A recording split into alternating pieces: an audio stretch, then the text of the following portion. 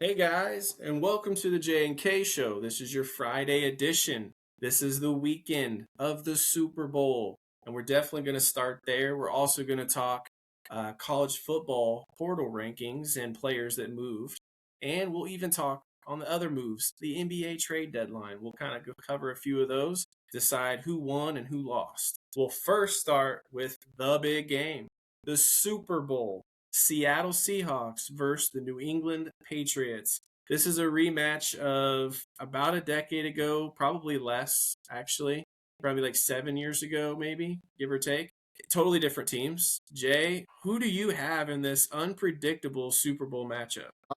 Man, I fought with this last week, and I fought with it a little bit this week. Just going back and forth, I looked at both teams, where they had been, what their seasons were, what the playoff runs were, and just looking at it, I looked at it from a couple different angles. Which team was the healthiest, which team performed the best, which team fought through the most adversity, which team had the hardest road. The only one that I could say that New England came out on top of was the health.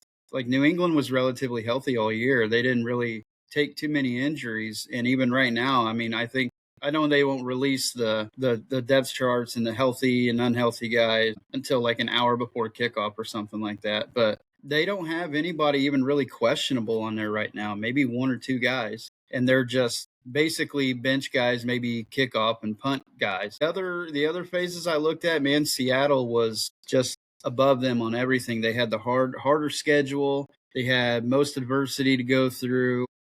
They had to play two more division games in the playoffs to get here, against two of the teams that nobody wanted to play in the playoffs. And I mean, they burnt through San Francisco, who, yeah, they have their logo painted on their field now. That's how much they dominated them, but they just held them down and made them take it. And then they beat the eventual MVP announced last night. Congratulations, Matthew Stafford. Well deserved. Well deserved. Yeah, and then now they're at the Super Bowl, man. So I got to go with Seattle. They've been through a lot. I think Sam Darnold is he's on one of those quests, dude. I mean, he's gonna get his championship. He's gonna get his Super Bowl MVP. And I don't know. I'm not gonna sit here and say that they're gonna blow New England out, but I do think that they're gonna win, and it's not gonna be like a 3-point game or something like that. I think it'll be a 31-21, 31-24, something like that. So yeah, I'm definitely rocking with Seattle tonight, though, or Okay. this weekend. Yeah.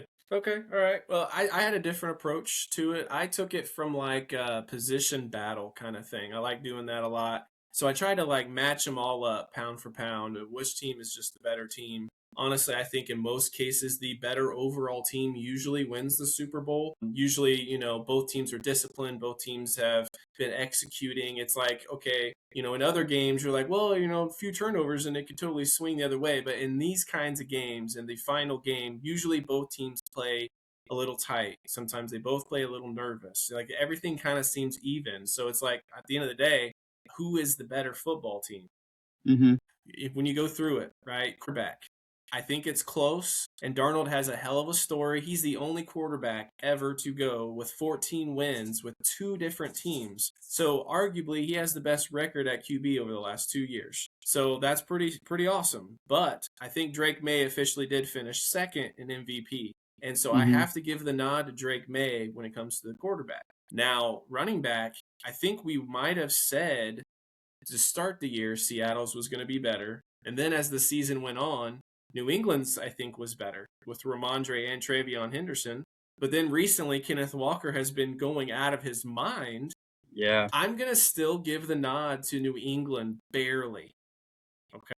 But then in the receiving core, as great as Diggs and them have been, I really have to go Seattle with the offensive player of the year, with Cooper Kupp as a vet. They acquired Shaheed at the deadline. They have the best receiving core of the two. Tight ends are kind of even Stevens, I think. Henry and Barner. I feel like I don't have a big pick. Same with offensive line. I think both offensive lines are about the same. I can't really pick one over the other. So then when I go to defense, I think I give the nod to defense just slightly to Seattle. Okay. New England's is really good. But the thing I found is I couldn't remember any of their names. Vrabel is obviously making that defense as a collective, as a team, play out of their minds and play just such sound, team oriented communication defense. But there's not a star Pro Bowler that you would normally are accustomed to hearing. So I got to go with Seattle. So it's like so damn close between the two in my mind. When I came down to coaching, Mike Vrabel got Coach of the Year. So Yeah. I think I had a change of heart. I think I'm going to go New England. I'm going to go New England in a close one. I'm going to pick 23-17 because at the end of the day, as a Colts fan, I'm getting used to not having things the way I want them. So the Patriots winning again with a whole different regime and everything and just having to see that again, I'm kind of expecting it a little bit. So I'm going to go with New England because by a hair, I think that I like Mike Vrabel at coaching and his just the swag that he has, under 5 minute rules and just everything. I remember it, against Belichick. I'm gonna take the Patriots, and I don't want to, but I have a feeling everyone's picking Seattle, and it makes me the most nervous. So I'm just going New England. Gross. Yeah. Yeah, no, I agree. Anytime you get to the Super Bowl in your first year with a team, I mean, it's an impressive coaching deal. You can't take anything away from him. Yeah. It's not like he doesn't deserve it, but I thought for sure Shanahan was going to get it with the way that they were able to get through the playoffs and the regular season with the amount of injuries they had. I think the And blowout probably made voters kind of look at it, even it though they're probably not turned supposed them to off a do little that. bit. It's the regular Yeah. season award. Yeah. Yeah.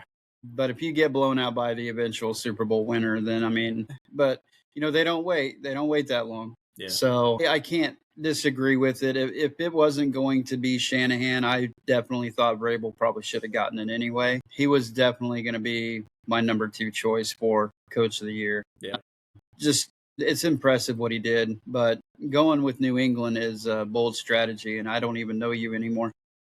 Well, so I will premise this. Kenneth Walker will be the X factor in this whole game. And I actually see if Seattle wins that Kenneth Walker gets the MVP. I'll actually look at it that way because for me, he's the one that's going to swing the tide. Seattle's run defense is the best defense in football.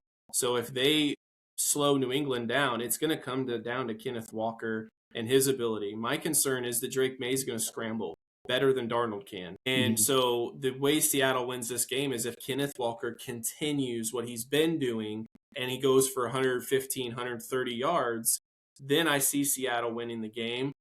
I have my doubts that he can do that much again against this New England defense because, no offense, all the best defenses were in the AFC this year except for Seattle. And I mean, the Rams were okay, but I'm looking at Houston. I'm looking at New England. I even liked Pittsburgh at times. There's certain defenses I just didn't see the Seattle have to go through them. 49ers were crazy injured, so I don't think they've played the level of defense. This is their best defense they played maybe whole year outside of maybe a game or two in the regular season that I'm not recalling. Maybe it was a Philly game or something. At the end of the day, New England's been the best defense they've played, or one of, the whole year.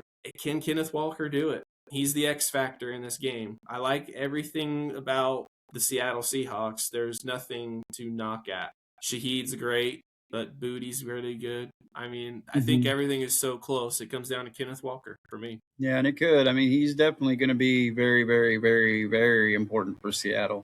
Just simply because they don't really have anybody else to fall back on. Yeah.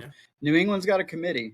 You can give that to them. I mean, so they can have one guy go for 3 carries for 50, and then another one go 12 carries for 18. And their style's different too, right? Ramondre Stevenson and Trevion are really different styles, but they both can run. They both can catch it out of the backfield. Trevion on punt return. They're can be able to make plays, and it's all coming down to Walker. No Charbonnet. I think there's a lot of pressure there. And if he can come through, I think they'll win. But I'm picking him to, have about 80, 85 yards, and New England maybe just pulls it out. Yeah. By a field goal, probably. Yeah, well, because that's what I said. 320, actually. I'm going to go 23-20 New England. Yeah, it won't be shocking if New England pulls it out, but I just I just think that, they've gone through, they went through Denver weather and Oh backup yeah. quarterback. I didn't even say They went Denver on the through, defense, right? Exactly. yeah, yeah. They didn't really do anything. I mean, it was 10-7. I mean, New England couldn't really do much, but I mean, Denver didn't do much either. Weather was definitely a factor in the second half. Then they went through Houston. They went through that defense, which was pretty nice, but I mean, they still made a lot of mistakes. So I just feel like if they're going to have the turnovers, if they're going to have that kind of mistake prone Yeah. game against Seattle, I don't think that they're going to be able to overcome that. Who do you Now, trust to take care granted, of the football more? I mean, between Darnold and May, which one do you think in a crunch moment will not turn it over? I don't Because know. one's real young. I get it. Darnold has been pretty mistake free in this playoff run. Drake Mhm. May's been the one who's been a little bit more prone to turn the ball over. So I would say recency bias, I would probably say Darnold, but they're probably about the same if you include everything. I mean, Drake May's been known he's thrown a couple bad picks at times. He's fumbled. He has more of a risk to turn the ball over because he scrambles more. But other than that, I mean, right now they're pretty even, but I would say if you throw in the recency bias, I would trust Sam Darnold with the way he's playing right now. And the game that he had against the Rams in the championship, it was nice. You know, He was definitely on point. something nobody's really actually talking about, and maybe it's kind of silly, is why Seattle's kind of playing a road game because they're playing in a division rival stadium. Now, New Mm-hmm. England obviously is traveling, but on a Super Bowl week with an extra week off, really not a factor, in my opinion. No. Nope. There's going to be fans there rooting against Seattle if they're anywhere near a San Francisco native. So they're going to be like, fuck Seattle, you know? But the Yeah. problem is most people hate the Patriots. So maybe they're just going for a game to watch and Yeah. have fun. I just think that that's kind of interesting. On the one hand, Seattle's used to being there at least once a year, right? I don't like that field. What I actually think is from San Francisco's side of things, their field must suck because they always have injuries. I really, Mm-hmm. really don't want to see a major injury in this game. When I drew the parallel between Pacers Thunder, dude, if it stays true, one of these quarterbacks is going to get hurt in the game, and I really don't want to see that happen because Yeah, I Halliburton don't was the either. quarterback, and I don't want to see May. If the comparison stays true, May or even a Darnold go down with a similar kind of a situation where they can't come back in, and we're watching this game with one of the teams having a backup in. I want a clean, injury-free game. We may or may not get it. I don't trust the San Francisco field. I don't know about everybody else. Let us know. I don't trust the field. There are certain fields I don't like, and this is one of them. Yeah, there is that tinfoil hat conspiracy about their practice facility being next to their electrical grid or something that's going on there, which is leading to a lot of their injuries. So I don't know. I would avoid Something's that practice field for sure. the poop water because of all the poop on the streets. I don't know. Mm, I don't know what it is, but some reason you got to ask the question. The Giants, they had a lot of injuries, right? But there's two teams playing there, mm, and then you're like, oh yeah, Aaron Rodgers did tear his Achilles, and it's like, okay, maybe there's a mm-hmm. problem in New York. Like certain fields put in brand new, the way they roll them out with that artificial shit. It's Yeah. like something don't seem right. Certain teams are getting hurt, and it's consistent. You know, Mm-hmm. we remember back with Alex Smith. He got hurt at the exact same spot, the same exact way that fucking what was that guy's name? Joe Tarkenton? Theismann. No, Theismann. Joe Theismann, Theismann, yeah. you broke his leg and it's on the exact same spot, everything. And it's like, that's Mm-hmm. not a coincidence. Like, there's like auras, there's like ghosts on the field. Something's wrong. And I just don't want this San Francisco field to creep up on a Fred Warner type person and just take their leg and then they're out of the game. I don't want it for any player. I want a clean game. Yep, I would too. And what was that a couple years ago? The Chiefs and Niners, was that Dre Greenlaw that That was just was jumping up running. and down, jumping up on the field on the sideline, ran into the Yeah. game and tore his Achilles right there. And obviously that wasn't at the San Fran stadium, but it was a San Fran No. player that had played, Yeah, 10, 11 games or however many on the home field for the whole year. It's like, I know. I don't like it, Yeah. so I'm hoping for a safe game. I'm hoping for the absolutely. refs to not fuck the game. Clearly, that's always a possibility. Always. Yeah. If we could get the kind of officiating we got in the AFC and NFC championship games when the refs kind of just let them go, Yeah. and they only really called the obvious ones. There wasn't like there wasn't any 50-50 really calls. It was just like, yeah, dude held him all the way down the field, so they Yeah. called holding. So Yeah. if we can get that kind of deal where the head ref isn't like, dude, I gotta be on TV.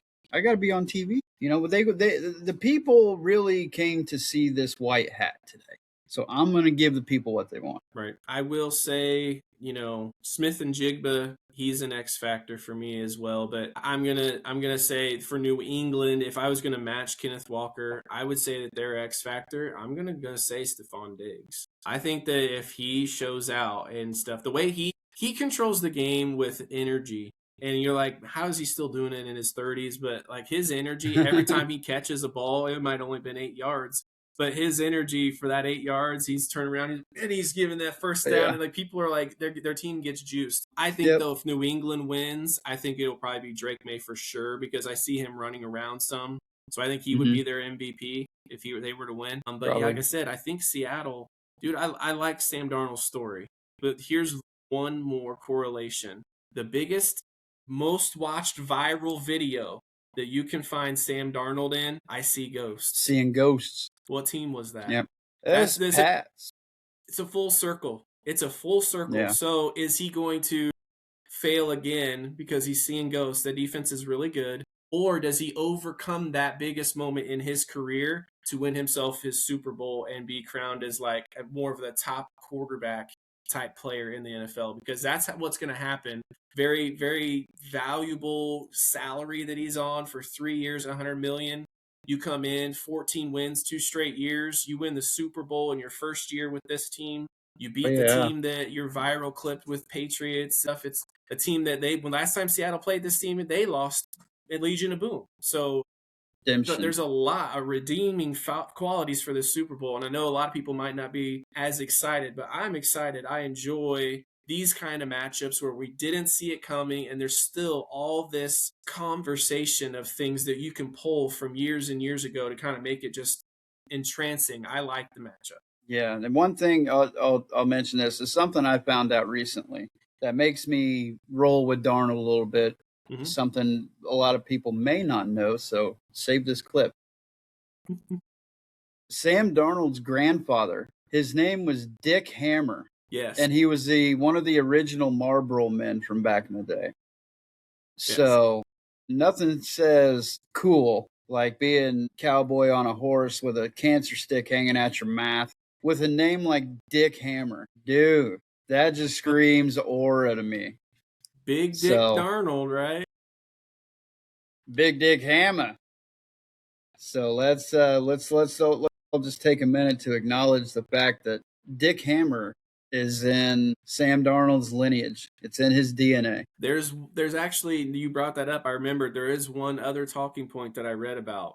If anyone watched the Super Bowl conversation, they asked Sam Darnold, you're on the 1 yard line.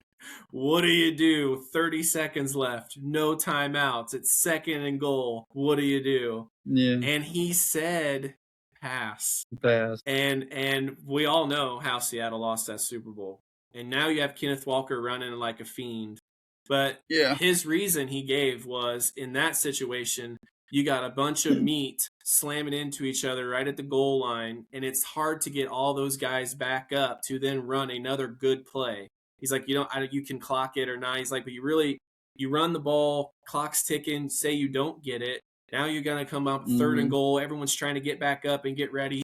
Probably just going to call another play, and then that's it. Game's over. You win or you lose. He's like, you might rather just have plays that we didn't get it. We recollect 40 seconds. You call the next play. He's like, you don't want a running clock if you can help it when you can get more organized. And I'm thinking to myself, you're allowing the defense to get organized. So we'll see. They was asked the question, and controversy, he would have done the same thing. And now you got Marshawn Lynch just looking at him, laughing, just right in his face, like, yeah, okay, Pete Carroll.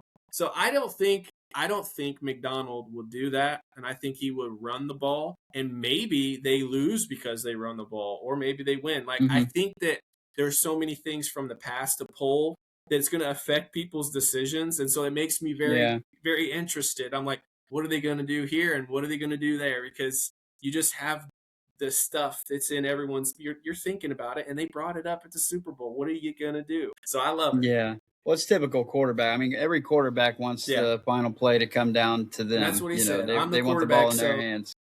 Yeah. So that's not it's not a surprising answer. You know, I wouldn't be like I would probably be like, well, I'm going to call timeout with 30 seconds left. I'm going to go to the owner and I'm going to sign Marshawn Lynch to a 1-day contract and say, get in there, dude, and just plow that ball in there. yeah. But we got to be reasonable about it. Yes, we do. We got to be reasonable. This I should know be a great time. game. I'm excited. Oh, it'll be good. I know it'll be good. I just want the commercials to be better. Yes. And we all know what I do at halftime, so we're not going to go into that. So I don't really care about Bad Bunny being the guy. Right, and I don't care about So Turning Point's thing that they're putting on. no, Shame on them. I not don't really. care. If people want to watch it, they'll watch it, and if they Yeah, I mean, if you they'll want go to do it, they'll go shit in the shower, or they'll go get another bowl of food.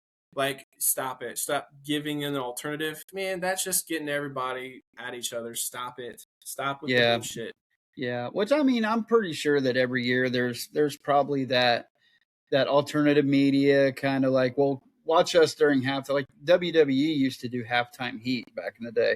Mm. And I remember they would do, Rock versus Mick Foley, in an empty stadium match. Dude, that was awesome. Yeah. But there's going to be alternative options. I mean, everywhere. So, I mean, if they want to do this, Turning Point wants to do their thing. Yeah. Cool. Do your thing. Yeah. I'm sure people will watch, and I'm sure there's going to be people watching, Bad Bunny, and there's, Bad Bunny's going to do his act, whatever he does, whatever. I'm not going to see any of them.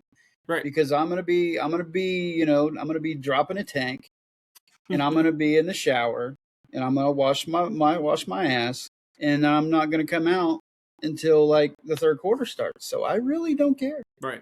Exactly. Everybody do your thing. If you're a true sports fan, right, what you actually don't usually want is for your politics to bleed into your sports. I hate it. It's no matter how you feel. I did research on Bad Bunny. He's been in wrestling. He's going to sing most of his games in Spanish. If you're interested in that, watch it. Cool. I didn't see anything, regardless of conservatives, I didn't see anything that said he was truly a demonic person. I didn't see anything like that. Maybe, whatever. That's fine. Have you feel that way? You feel that way? Yeah, whatever. Okay, I didn't see anything. You're trying to like take one thing and spin it 7 ways, and now you finally got there. That's fine. Whatever. At the end of the day, true sports fans, they don't want politics. And for Bad Bunny, he's going to have some politics in there, some controversial, imagery at the show. Like that's what the entertainers do at the Super Bowl. So if you like the entertainer enough, you'll watch it. And if you don't really like that one enough, then you'll just kind of do your thing, right? That's how it's always been. Yeah. Guess what, Turning Point? You're also being political. So the same sports fans are not tuning into you if they weren't interested. It's the same thing. Yeah. So having an alternative show is a ridiculous thing. Like it really, really is. So no, I won't be watching either one most likely. I might catch a moment of Bad Bunnies, but no, I'm not interested because I want to watch the game. Yeah. I want to watch the game. Yeah, I'm there for football. That's the only reason I'm there. But if they go, the last time they had a halftime show that I didn't mind was when they had like Dre, Snoop, Eminem, because it was like a callback. Even if you're not even that flavor, 90s, it's like, dude, I remember. Yeah. And I'm not a hip hop rap guy. I never really was, but I mean, I did grow up, in the 90s. I grew up with Dre, Snoop, and everybody around, so I know some of their stuff. I'm not big into it. I'm more of a heavy metal guy. Yeah. But since I know I'll never get a performer that I prefer at the halftime show, I just don't watch. Yeah, you have a ritual or a routine that you do because you don't get Foo Fighters as the, which is just I wouldn't mind that. And I'm really surprised that they haven't done that by now. I am very surprised. Foo Fighter, Metallica even, or somebody. My ultimate, though, would be to have a Slipknot halftime show. Dude, that would be crazy. Yeah, that would be. You want to talk about demons, bro? I mean, we're getting more controversial with the halftime shows. So one day we might just get some real. We might crazy get a live. Stuff. We'll get a live sacrifice. Yeah, it's supposed to be entertainment. If it's not your cup of tea, don't watch. I don't know how easy that is to if you Yeah. don't really care for it, just don't watch. It's so easy. Yeah, I think I'm pretty sure like about 90% of the people don't really give a shit. No, I don't think they But do. you're gonna have the different news channels, the different what I lean this way or I lean that way. They're just gonna make a big deal out of it, and they're gonna get everybody stirred up. But what's your opinion? Oh, you actually like Bad Bunny? Well, you're a piece of shit. Nobody really cares. I'm not a fan of Bad Bunny's music. I'm not a fan of Bad Bunny the person, but he was in I watched him in WWE. He was just fine. He did fine, and I didn't mind it. I didn't mind that he was there because he was actually doing WWE kind of stuff. He was being entertaining, and he was Yes. performing. He was doing quite well. Yeah. So it doesn't piss me off. If you're gonna watch it, you're going to watch it either way. If you're not, then guess what? You're not. No need to make a statement about it. If he goes up there on stage in a dress, who gives a shit? Who cares?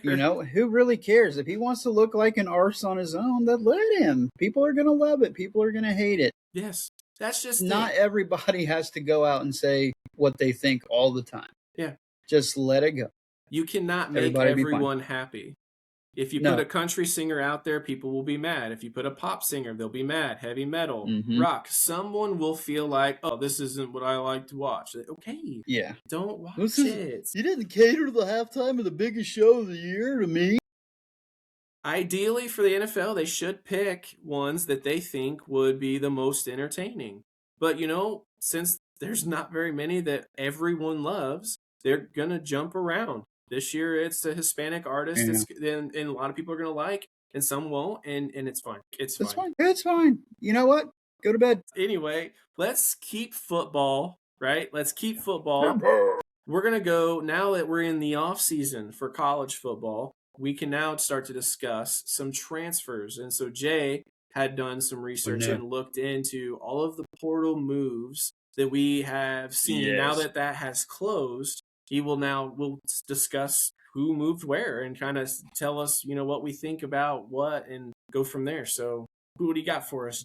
Absolutely. Well, going through it, yeah, I'm looking at the guys who are definitely switching teams this year. Yes. And how much they left for. Okay. So if you're going to go by ranking just overall, the most value, I guess you would say, the highest paid guys. Which was surprising to me that the highest paid transfer going into this season, like a 2026 season, was Sam Levitt. Wow. I was like, wow, I didn't know. I know he was probably going to go anyway. He was the third ranked overall player on ESPN. Yes. Yeah. Him going to LSU for $4 million. I was like, whoa. Like, they're going to pay him that much money? I believe he did take Arizona State to the CFP last year, correct? Yeah. So yeah, they went. Well, that's a very memorable run that they had last year with him and Scatabo and everybody. As a redshirt freshman. Yeah, and they had that upset win in the first round. I think it was. Man, who did they beat last year? That was the upset. Was it Texas? Well, I thought Arizona State had a bye. It was old news. They had. Well, didn't they have the number 4? I don't know. I'd have to go look. Yeah, they did. They had a pretty good damn run though. Yes. So that was nice, and then they kind of just flopped this year. But Sam Levitt still had a good season. Mm-hmm. And he's a damn good quarterback. Like, he's not a slouch. He's one of those, like you were talking about Stephon Diggs earlier, man. He's a high energy guy. Mm-hmm. Every single play, like he'll go out there and die. He doesn't care. He's a little lanky. I mean, he's it says 205, 6'2", so he's kind of a smaller QB. But he looks pretty mobile, right? So I think that he can avoid hits, but he better be a little careful. Yeah. He's mobile. He's a little light in the loafers, like they would say. My mom would say he needs a bologna sandwich with cheese and Miracle Whip on it. So he needs to gain a little bit of weight. But I think going to LSU, being under Lane Kiffin, I think that'll do a lot of work for him. Lane Kiffin got his guy, I guess you could say. Yeah, he's got more than his guy. But we won't talk about that douche right now. We won't ruin the show. The second highest the second highest paid transfer guy, at least on this list anyway. Auburn wide receiver Cam Coleman. He's a That was a good big one. That was a big one. good one. That was a big get for Texas, and he transferred within the SEC. Yes.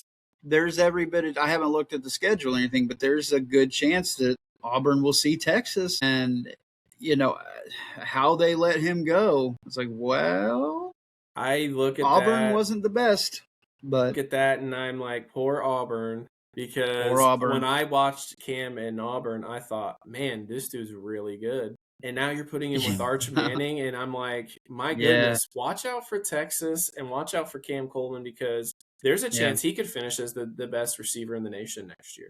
He could. Oh yeah. 6'3". I mean, he's got prototypical size and speed. So he's exactly what you want in a wide receiver. Like he'll go up and get it. And I think maybe that was part of what was, harboring Texas a little bit this year, was I don't think they had a true number one guy. Exactly. It was And exactly what they now needed. they do. Yeah, that is exactly what they needed. So I mean, Sarkisian, good for you, man. You did your deal and you got your guy. But if we're gonna keep it here with quarterbacks anyway, because I know everybody's really interested in quarterbacks. What's the quarterback doing?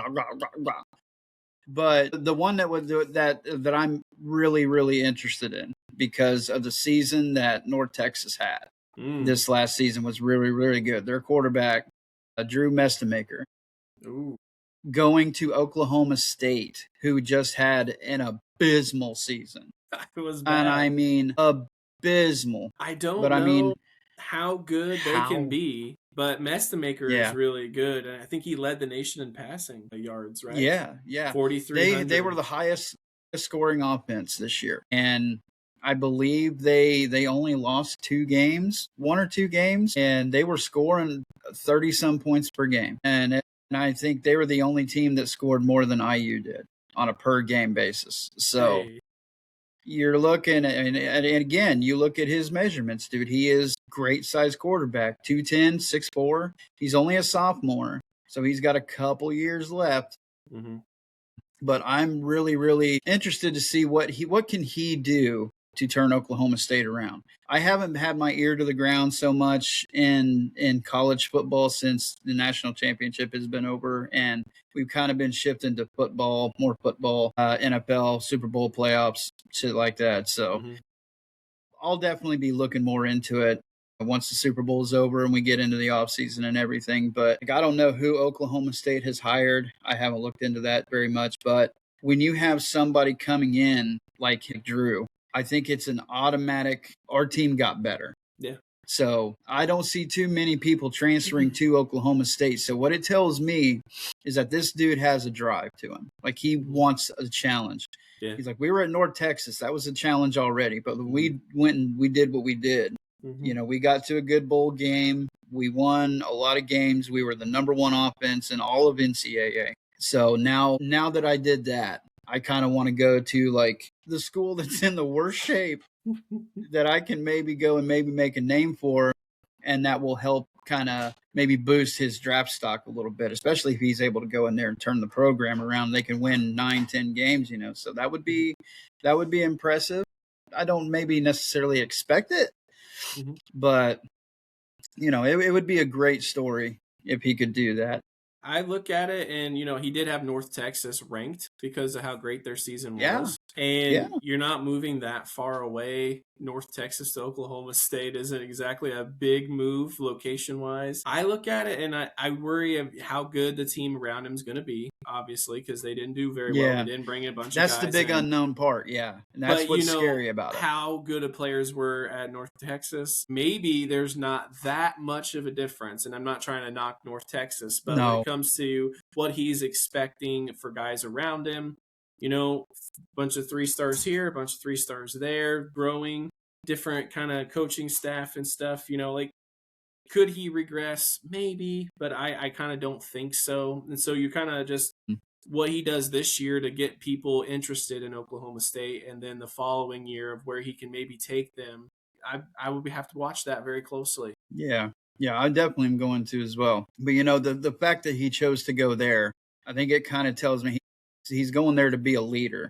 Mm-hmm. And he wants to go there and actually, he wants all the attention. He wants the smoke. He wants everything to be on him. Yeah. And he wants to put that team on his back, and he wants to go make a change there, and they desperately need it. So good on him for doing that. I mean, it's definitely not the easy road. It's not the bitch way out to take it, and I can appreciate it when young men decide to do that. It says a lot about their character. Cowboys are very fortunate. Yes, they are, just not the ones in Dallas. You guys still got Dak. I'm so sorry. The next two quarterbacks that are going, the first one is interesting because he's going to a powerhouse, man. He's leaving, but the team he was on previously was good, mm-hmm. but it just wasn't anything to jump out at you, and they didn't really get the coverage that maybe they deserved this year, but they were still a good team. It was Brendan Sorsby from Cincinnati, taking that $3.1 million transfer to Texas Tech. Yep. Number 1 overall on ESPN for portal this year. Yeah. Number 1. Yeah. And I think it's a good move for him. Sucks for Cincinnati. Sucks. But it does. Though in the Cincinnati and the Fighting Kelseys, just left. He's the the same thing kind of goes for the North Texas quarterback. He's got good size. 6'3", 205. Maybe needs to put on a little bit of weight, but they have him listed at 235 here. He's definitely not 235. Okay. He may get there. But he's not there right yet. Okay. But he could be. He very well could be. Former IU guy, too. Former IU guy. So there's a little bit of, I want him to do good. Kind of rooting for him to have a decent season, decent career to finish up. There were people that kind of thought he might transfer back to IU, and I was like, I don't know if we'll ever really see someone transfer back to a previous place. I don't think. No, I don't see it. I don't see that happening. Well, I mean, never say never, because money does make some people do some stupid shit. but yeah, I would never say never. Yeah. But the next one that I'm really interested to see too is Darian Mensah from Duke.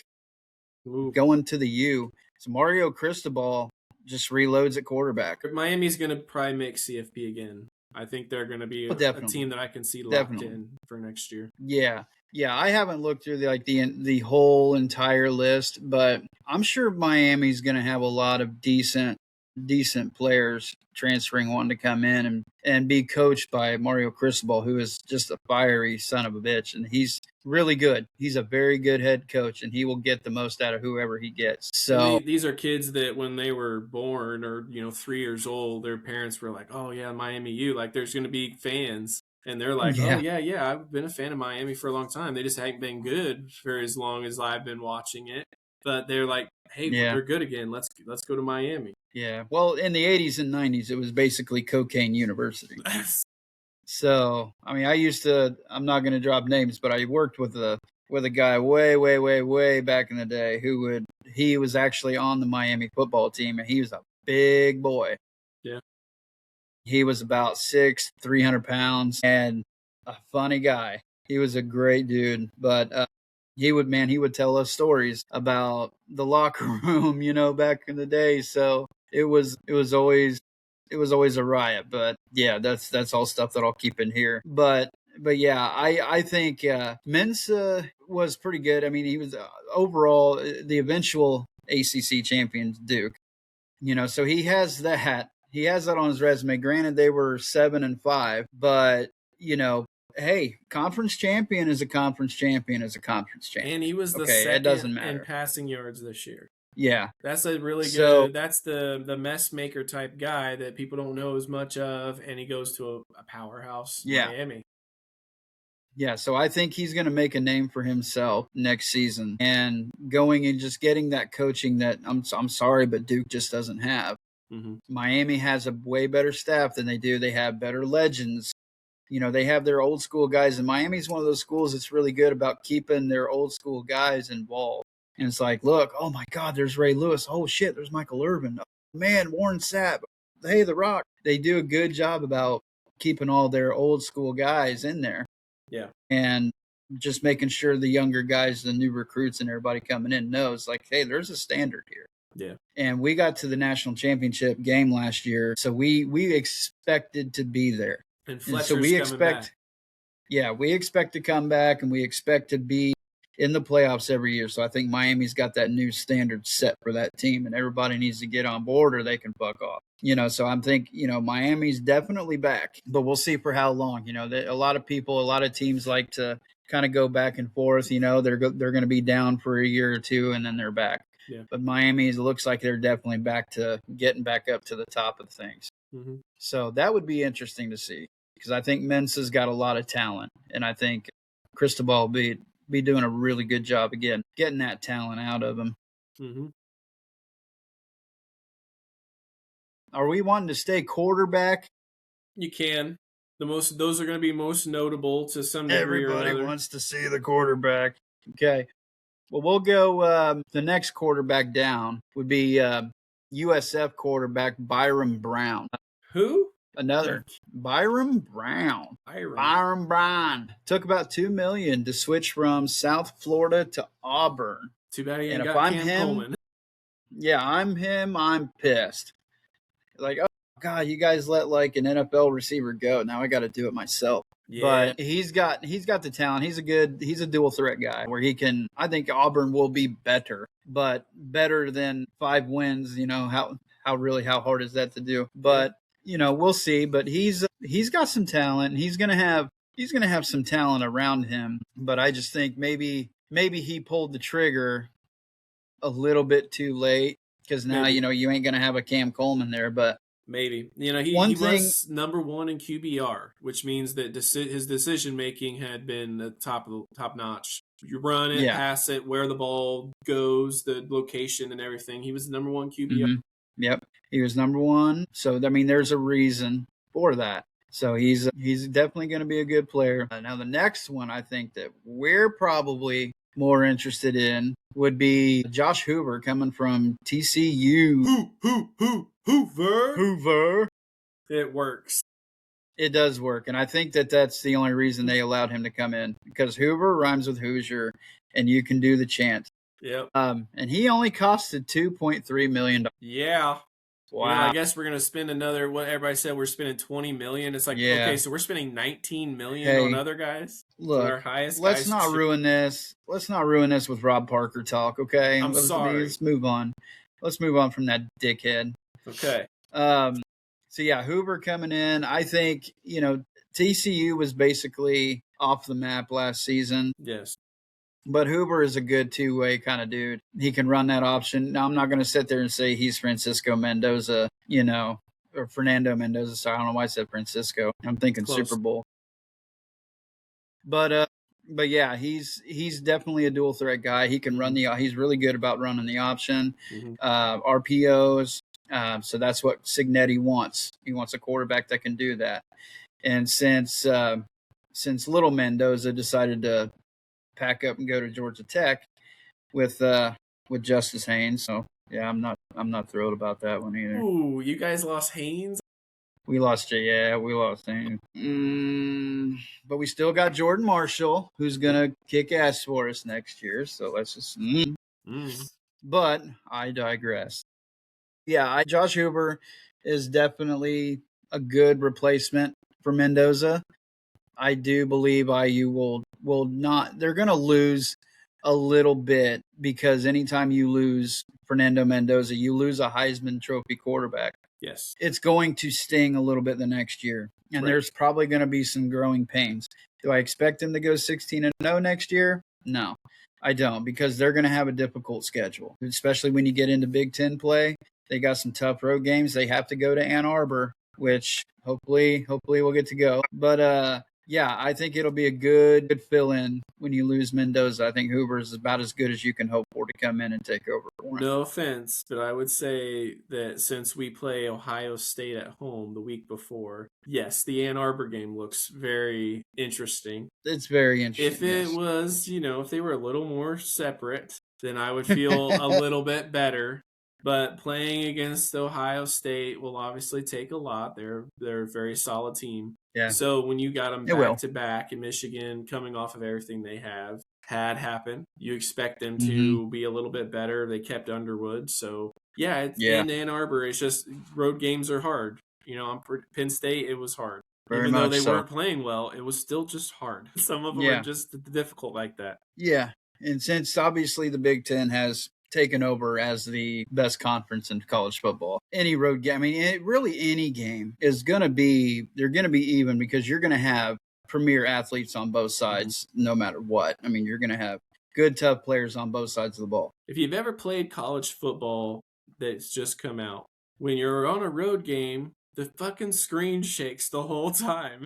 Yeah, that stadium pulse is no joke. Yeah, so it's kind of difficult. And so I think it gives you an idea of like, bro, this place really does vibrate. It's thundering. Mm-hmm. Like It Michigan's got does. 10,000 people in there. It's a little loud. Yeah, it's very, very loud. So Very loud. Then the next one here, well, this will be the last one as far as quarterbacks go. yeah.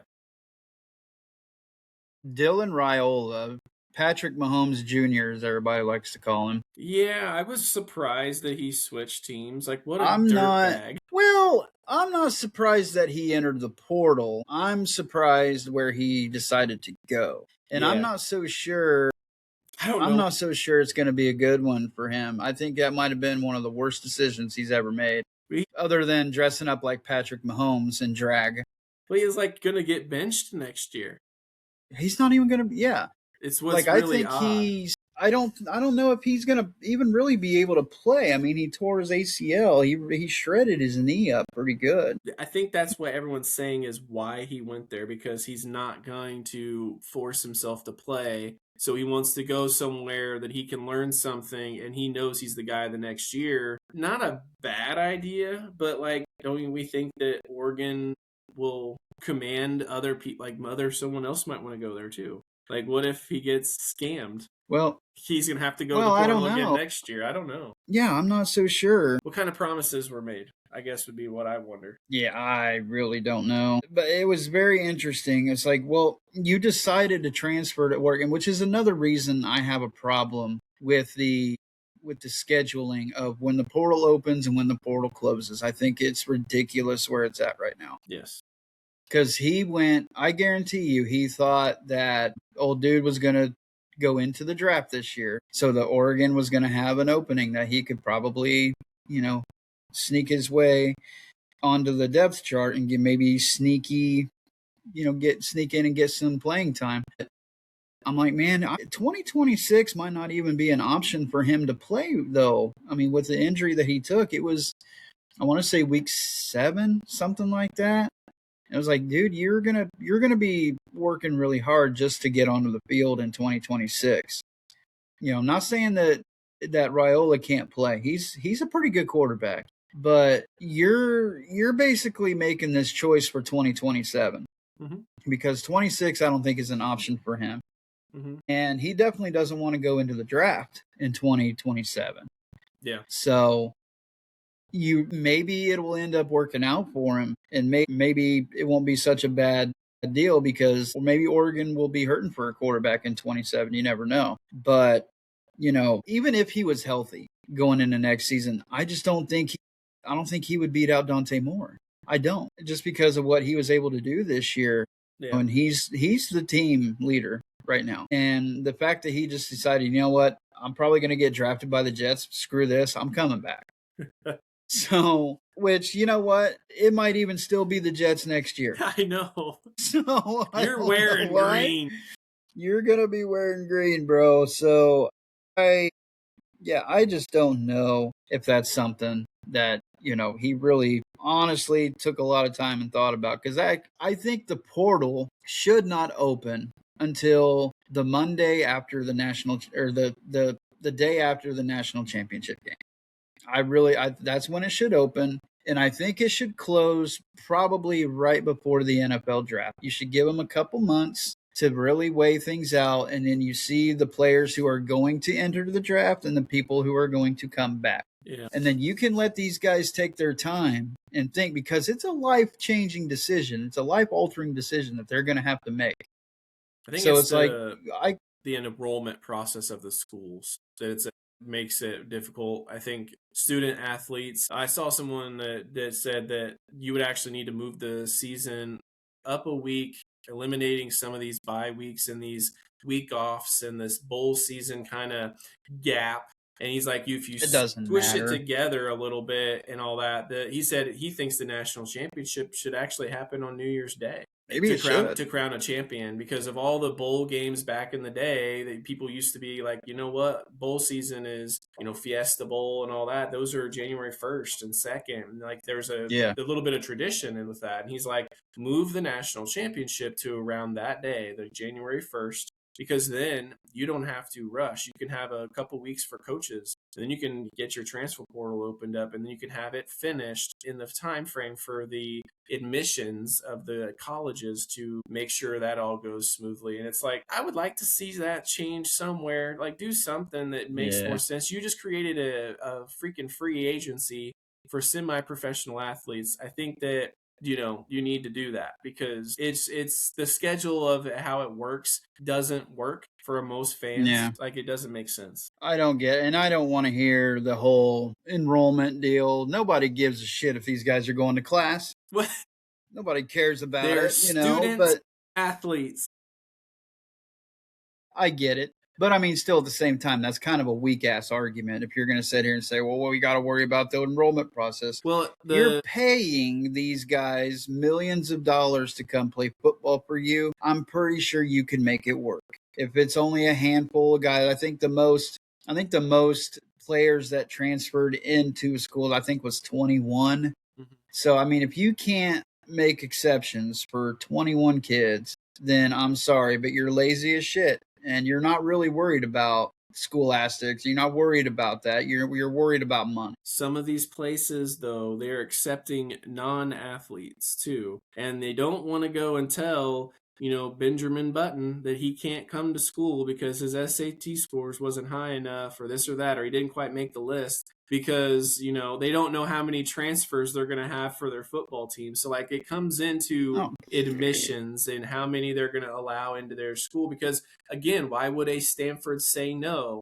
They're going to have more qualified people try to get in than, they're going to say, no to. Like, they're going to say no to people that were qualified. And there's schools out there that do that and they happen to also have a football team or basketball team. So with the transfer portal, you do have to have that intertwined with admissions a little bit. It may be stupid, but you kind of have to for the admissions side of things, because they get all that squared away by March and everyone's accepted or not, and you're enrolled and all this and that before spring ends. So yeah, the timing is difficult for this.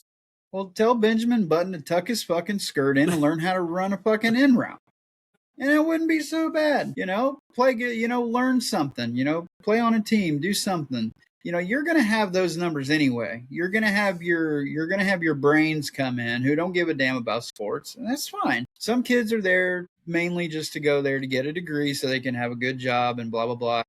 Thousands of dollars in debt for the rest of their lives and everything. Let them do it. That's great. But when you're talking about a low number like 20, we'll just say average about 15 to 20 every season, you're going to tell me that it really is that much of a pain in the ass to let those guys come in, maybe after the, New Year's and break and all that stuff, to let them transfer over to your school. Now, granted, they could maybe do something like, okay, well, you have to finish the school year with the team that you were with. Right. And then you enroll during the summer to the next school. That could be a way you could maybe get around it too. But then you have all these guys that just left your program. They're still going to class for 3 months. And you're like, you suck. Yeah, so what? So what? They get egged or they get mugged. Who gives a shit, Hey, he's going to LSU. Beat his ass so he can't play. Stuff Dylan like that. Raiola is going to get husked by some of the true fans. Yeah, he gets a corn cob shoved up his ass, Like, here you go. Here you go. This is what real husking's all about, bro. I'm ready to play for Oregon now. Yeah, well, at least it was ribbed. I failed every kernel on the way up. No.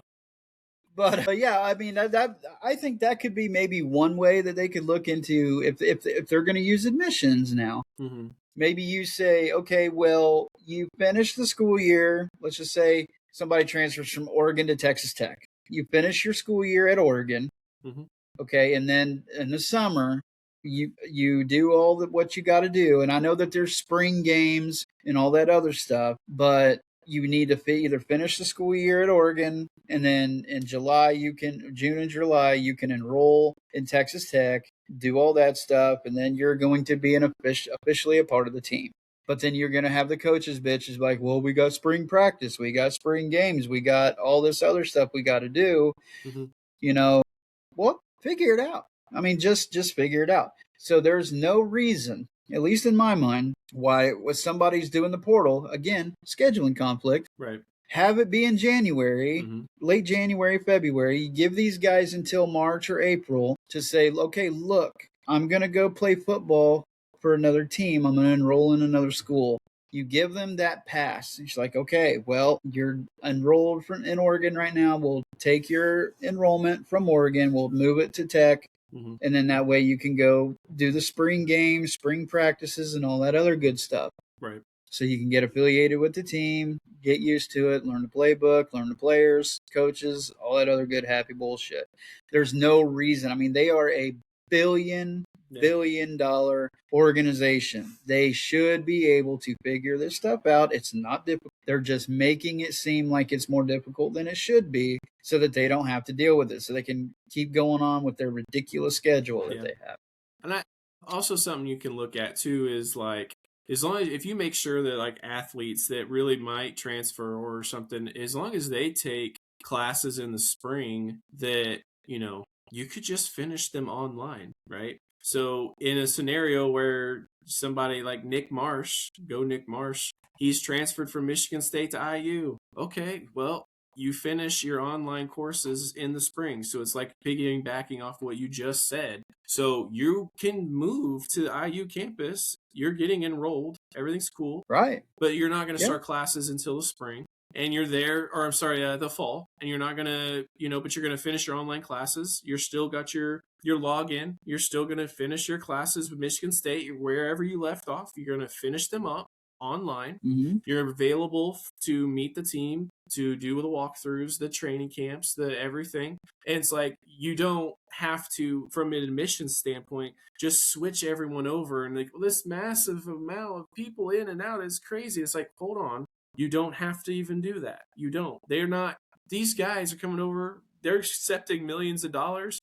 Just allow them to finish their shit online. Don't let them have a lab in the middle of the spring where it's like, well, you kind of have to be present to mix sodium phosphate and barium. Okay, don't let them fucking have a lab.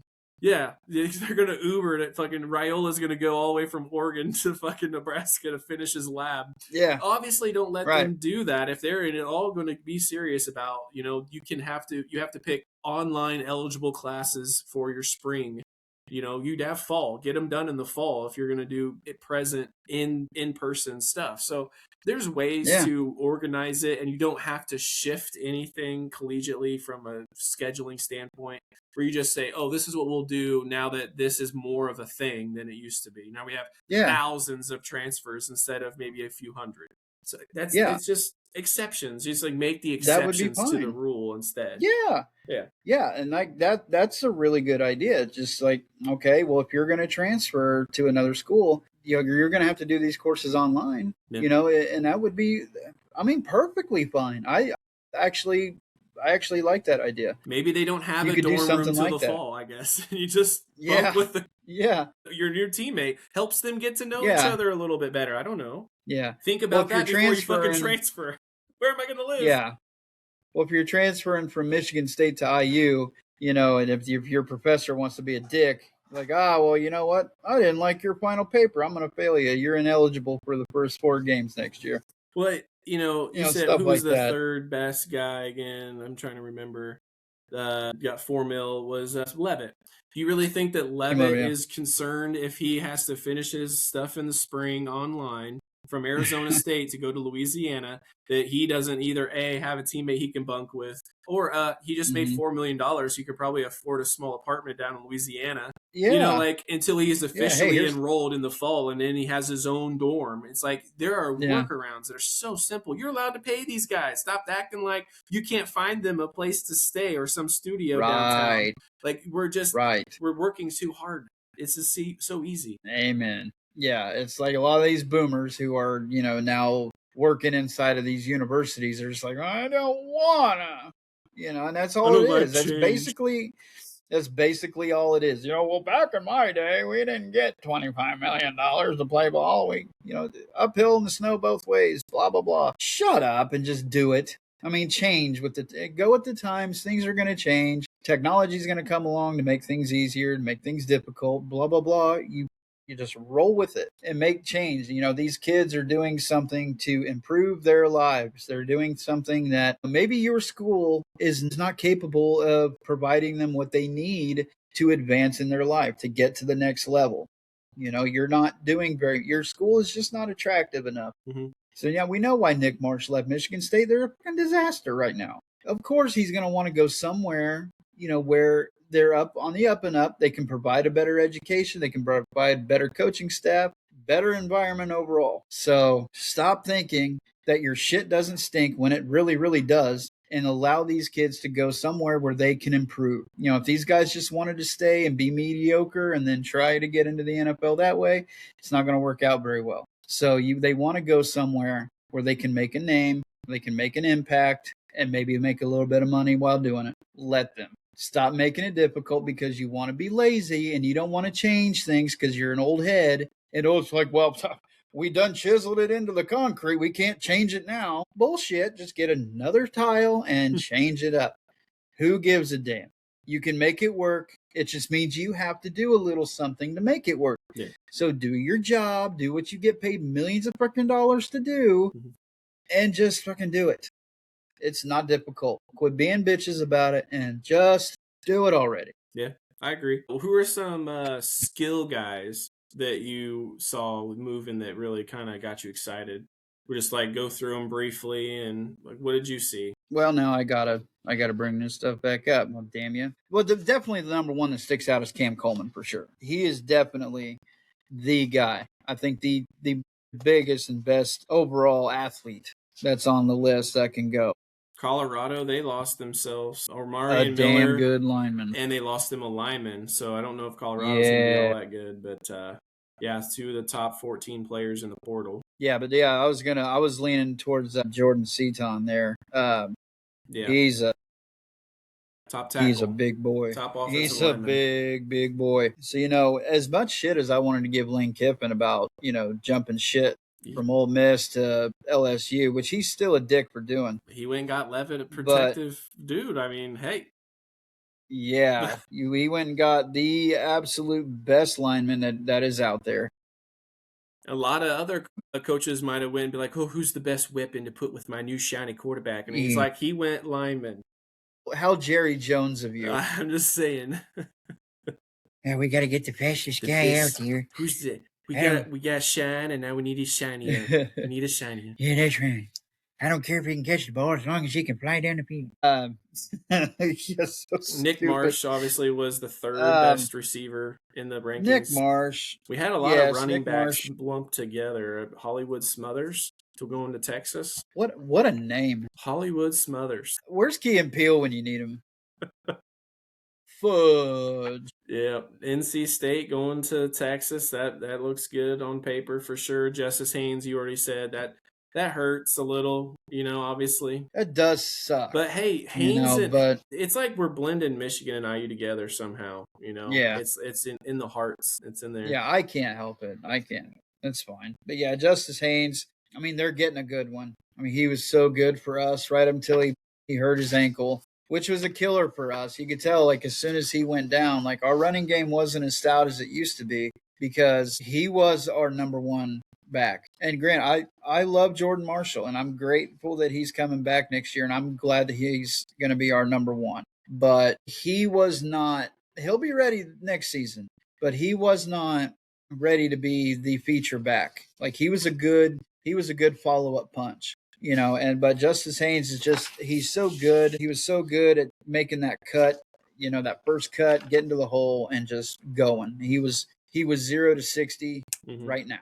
Yes. And we missed that, and that we need that. And I think he'll be ready, but I just don't. Georgia Tech. They get Mendoza, and then they get Justice. He gets more. I think that he's just going to look more of a star over there. They like to run the ball. I mean, they used to have that wing tee they used to use, so they really used to run it. The option wing tee, good old wing tee. But something I noticed too was North Texas. Their running back is also Hawkins. He's also following to was it LSU? I can't remember now. Mm-hmm. Yeah, he's following his quarterback, I do believe. Yeah, right here. Yeah. Or no, Oklahoma State. Yeah. Oklahoma State messed. So they went together. So that helps Oklahoma State tremendously to have the running back that worked with Messmaker to then suddenly be really strong. That familiarity is always good. I think that'll be really solid. But yeah. Yeah, I got another one on the list. I'm going to butcher his name, and I don't care. Okay. But Prince Will Umanamilan. Umanamilan. Is that the number 6 player? I'm just going to call him Umami. Umama. Yeah, going from Ole Miss to LSU. He's following Lane Kiffin. He's a good edge guy. He's definitely he'll be a good pass rusher for them. I think LSU, for as much shit as everybody's given them because of the Lane Kiffin deal, they're going to be monstrous down there. They're getting great players. Yes, they are. I mean, I didn't see. That's who followed Lane Kiffin, though, right? So that dirty bastard is following his coach. Yeah. And some guys just are like, I only want to be coached by this guy, so I'm only, and that's the same thing. Well, Michigan's had a lot of Utah guys transfer to us, and a lot of really good players. I mean, Kyle Whittingham, man, he has been about the best option and the best thing that any Michigan fan could have hoped for, because it could have been disastrous. Yes. Sharon Moore could have set us back 20 years with the bullshit that he pulled. Could have. But, Kyle Whittingham, and I've been a big bullshitter against Ward Manuel, who is the athletic director of Michigan. But what he just pulled out with hiring Kyle Whittingham and keeping a big core of our players was massive. Yeah, and what he did was magic out of a hat, man. Yeah, and he brought in one of his best defensive guys, Henry Daly. So you have a new edge from Utah. Yeah. So I mean, that's what I'm saying. Like, a lot of Utah guys have been finding their way to Ann Arbor. So I mean, we'll see, but it's definitely a lot better than it could have been. So instead of the Michigan Wolverines, we're going to call them the Mormon Wolverines. Yeah. Michigan Mormons, buddy. It's all it is. So yeah, we've gotten a couple of their guys. Some of them are in the top 25, top 40 overall. So like, a lot of these, most of the top 25 on these transfers are all damn quarterbacks. So yeah, but there's definitely a lot of linemen that are good, a lot of defensive guys and receivers and stuff that would just they're good. Yeah. Definitely. So yeah, not a whole lot as far as big names going different places, but there's some. For sure. But we'll see how they all work out. All right. But I think that they're going to be just fine. All right, going to the final segment we were going to discuss briefly. We had the NBA trade deadline. This will be our first NBA segment ever on the J&K show. And we probably would have had more, but in Indiana, our hearts were broken in Game 7 with Halliburton, and we are having a gap year. And so we haven't really looked or discussed NBA as heavily this year. We've been all football for... Don't you say that, Nick. ...fall and winter time. But there were a lot of NBA trades over the last week. So I was just going to go through them very briefly, and we'll just say who won or lost, and we'll see how much time we have to get through them. So Dennis Schroeder should have took that contract a couple years ago, huh? Yeah, maybe. He's been moved again, but we'll first start with the one that was finalized most recently, I guess, as far as paperwork goes. So the Wizards, they acquired after getting Trae Young. They now have gotten Anthony Davis from the Mavericks. Mavericks looking to do what I would call as a rebuild. So if we got a three-way deal, Washington receives Anthony Davis, Jaden Hardy, D'Angelo Russell, and Dante Exum, four very solid players. Three solid guards with Anthony Davis. I would say health is obviously a major factor with Anthony Davis. Dallas, they get a aging Chris Middleton, young AJ Johnson, Tyus Jones from the Hornets, and Marvin Bagley. They get 2 first-round picks and some second-round picks for Dallas. And then Charlotte receives Malachi Branham. So I believe this was finalized late because Charlotte got into the trade that was just a Dallas-Washington trade. So mainly Charlotte, I think, just breaks even. We won't really concern ourselves with them. They basically traded Tyus Jones for Malachi Branham. That's fine. Whatever. The main trade was Dallas with Washington. So as Dallas changes, who won the trade in your opinion? Was it Dallas getting their rebuild started, or was Washington acquiring I would say several veterans? But which way do you look at that? I wouldn't want to say Dallas wins anything just because they are so far down in the hole after the Luka deal. Yeah. Like this maybe fills the hole in a little bit with Middleton and Badgley. Yeah. But I would still give the nod to Washington, even with Anthony Davis, who I think Anthony Davis probably should have retired 2 years ago. He can't stay healthy. Right. He can't play for more than like 2 or 3 weeks at a time. And then he gets a knee or he gets an ankle or he gets a back or he gets a strained vulva. Something happens. I agree. Something happens to where it's like, okay, this is definitely, it's no longer a surprise when Anthony Davis gets injured. And it's like, okay, well, nobody gives a shit anyway. So I would say Washington would win because, they added Trae Young. So that's an automatic plus right there. Yes. So I would say I would give them the nod a little bit. They got better, yes, at least. I agree. So I agree with that because for me, Dallas, the first round picks they got was from the Thunder and the Warriors. And the Thunders this year, too bad they're amazing. And too bad. The Warriors are 4 years away. Maybe the Warriors will be in a rebuild by then. We will see. But Dallas didn't get really anything sexy. They sold Anthony Davis. It looks like they got rid of contracts and just bad situations. So for me, I look at it and I say Washington definitely won the trade. And I like it because I think Jaden Hardy's a nice scoring guard who doesn't get a lot of conversation. Russell's a veteran point guard and Exum's a good all-around point guard and defender. I think that outside of Anthony Davis, they would have still won this trade had it been for Hardy, Russell, and Exum. I look at it and I say Anthony Davis, I pretend that he's not even there, and I still kind of like it for Washington. Forget it. Like, I don't know if he's going to play or not, but if he does, they win it in a landslide. I'm thinking they might have just barely won it if he can't even play with his broken finger.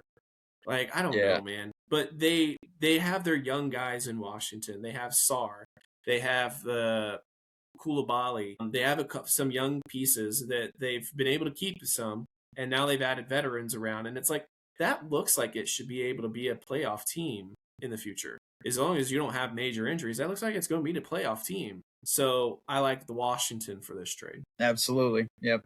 And if you just get rid of Anthony Davis, your injury risk is a lot lower. So and when you have, I think they should just dump his contract immediately. And when you have Sarr, you're like, well, at least we have a big guy who rim protects. It's like you don't have to have Anthony Davis every game. If you can get 35 games out of him and he's in the playoffs, there you go. That's a stretch. That's like, hey, we got a break here. Yeah, I would say 15. If you can get 15 out of him, that's a W. He should probably. Fair to say that Anthony Davis's time on the All-NBA lists have officially been over. With the new rule of 60, like some games is a prerequisite, we will never see Anthony Davis on another All-NBA team. Nope, It'll never happen.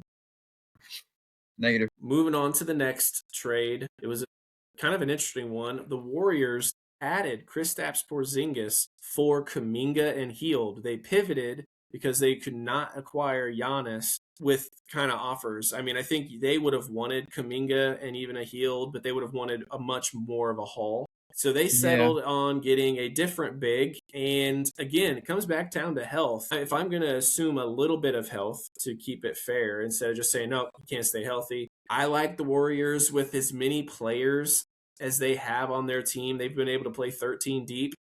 Bring in a Porzingis if he can be a little bit healthy. I think that was actually a pretty good move for them.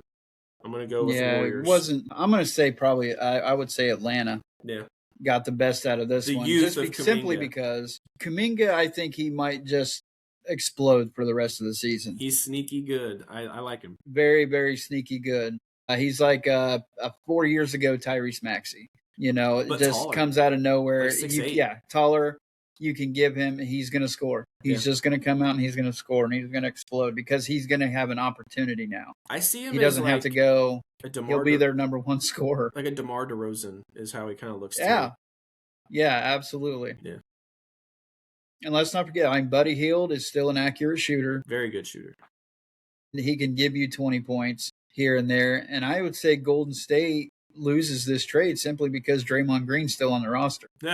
Dude needs to go anywhere. He can go anywhere else. But, you know, the more I look at it, the more I think Steve Kerr is over his bullshit. You know, I've never, before this year, I've never seen Steve Kerr go off on him. I've never seen him kick him back into the locker room, you know, and it's just every time he's starting to turn into just a bitchy, whiny vet. And when he came out yesterday or the day before or whatever and said the only reason he got a technical was because the official was white. It's like, dude, shut up. Really? Shut up, man. What? Yeah. Playing the race card, you know, which, I mean, Steve Kerr he's a very political guy anyway. Mm-hmm. But, I mean, when you start doing this shit, you start putting racism into the game. Shut up, dude. Shut up. It's not happening. That's not how it's going down. The conversation would be probably a little different if you had, like, someone acting the way he acted and had never had a technical foul. And so if it was light and they never had a technical foul, then you could try to ask that question. But with the resume that Draymond Green has, I'm sorry if they're a little more likely to call a tech on you. You have that reputation. You're going to have to own that at some point. Yeah. It's like the Chris Paul thing. Your expectations of getting in trouble with Javi is like, okay, you know that's going to happen, that he has less of a lead on what bullshit he's willing to take from you. I mean, now Javi's racist towards Chris Paul. It's like, wait a minute, stop. You obviously hate each other. No. We get it. Yeah. It doesn't have to be about race. He just hates you. Like, he just doesn't like you. Yeah. Okay, we get Draymond is an unlikable guy to begin with. And him wanting to go to he has nobody to blame but himself. And him wanting to go to the Lakers and talk about how he wants to play with LeBron. Do you think that he sits wants well to with suck Steve? LeBron? That's what he wants to do. You think it sits well he's with Steve in love Kerr with him. Trying to run his team, and he's got one of his vets from the dynasty that fucking beat LeBron talking about how he wants to go play with LeBron? Yeah. I think Draymond is closeted for LeBron, man. I really do. He's made social media posts back in the day and stuff. It's like, oh, he has googly eyes for LeBron. It's like, dude, I get it. He's the GOAT, and you want to be the throat. I think that at one point Draymond was anti-LeBron because he was like, man, we can beat him. And it's like, then once they beat LeBron, it was almost like, you know, what a cool guy he really is. Like, I'm starting to see like how big of a person he is in the world in the NBA. And it's like, dude, what happened to kicking him in the nuts? Like, what happened? Yeah. Your guys are buds. Remember that? Like, I don't know. It don't sit right. Well, he touched LeBron's gear, and then it did something. He changed his tune pretty quick. Wow. I like what you got going on here. So yeah, I like the Golden State trade because you could have Porzingis and Draymond play next to each other. It's better that they just have a tall. Think of it this way: who's the best center Golden State has had in the last 15 years? Talent wise, Andrew Bogut. You could make the argument that Porzingis is the most talented. Well, Porzingis is the most talented center they've had in 15 years. So I liked it from that Absolutely, trade. yeah. What can Steph Yeah. Curry do around a Porzingis? I'm curious, and I like Kuminga a lot, and he's going to grow, and I think he's going to be a star and possibly a all-star. Yeah. But for what Golden State needs right now, I thought it made a lot of sense. It made a lot of sense. It definitely took care of a need. Right. When the goal is to For win sure, the but- championship, I think Golden State is closer. But Jimmy Butler being They're down, I think closer. it makes him screwed, unfortunately. Yep. Anytime, Jimmy Butler being out hurts bad. Draymond pulling his antics hurts you every single game. So I don't know if I want to go plus or minus a month before Draymond punches Porzingis in the face. He might not be able to reach him, though. Well, I don't know. I think he'll find a way, Let's talk about the hometown trade. Let's get out of that. Let's talk about the hometown trade, because there's I think a lot of people have mixed feelings about this. They're not really sure how to feel. And I think I will break it down best on how it was. I will let you answer first here. So the Clippers traded Ivica Zubac and Kobe Brown, who is a backup power forward type guy. He's not probably going to get a lot of play. For Benedict Mathurin, Isaiah Jackson, our first round pick this year, our first round pick a few years from now in 29, and a second round pick. There is protection on the first round pick this year that if it falls 5 through 9, that it will go to the Clippers. Otherwise, it'll stay with Indiana. So tell me here, Clippers and Pacers, for what they're trying to do, who do you think won the trade? I think LA picked us up and tossed our salad. Definitely ravaged us big time. I like Zubac, and I think we needed a Zubac. Yes. I think it could have happened probably straight up and maybe an exchange of draft picks somewhere down the line. Yes.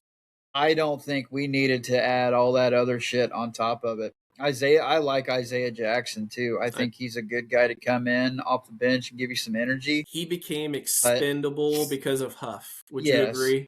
Yes, absolutely. Yeah. But that doesn't change the fact that he's a really good, he's a local favorite. Yes. People love him coming off the bench. Two potential first round picks and a second round in 28. With Mathurin, I get it.